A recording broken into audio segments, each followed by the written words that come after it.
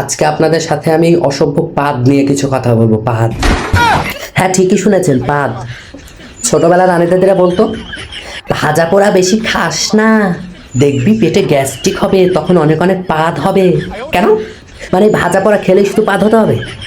হ্যাঁ, এই লজিকটা কোথা থেকে এলো? আচ্ছা, সারাদিন যাই কিছু খাচ্ছি, পেটটা একদম গ্যাস্ট্রিকে ফুলে ফুটবলের মতো হয়ে আছে, কই পাদ তো হচ্ছে না। মানে কি? মানে পাদে নাকি গরমের ছুটিতে আম কাঁঠাল খেতে মামার বাড়ি গেছে নাকি? হ্যাঁ, সভ্য পাদ কোথাকার। আচ্ছা, এই পর্যন্ত তাও ঠিকই আছে, এই পর্যন্ত তাও মেনে নিলাম।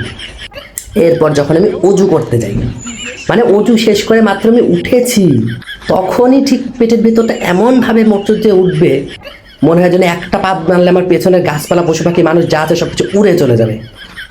তাই সিরিয়াসলি কেন?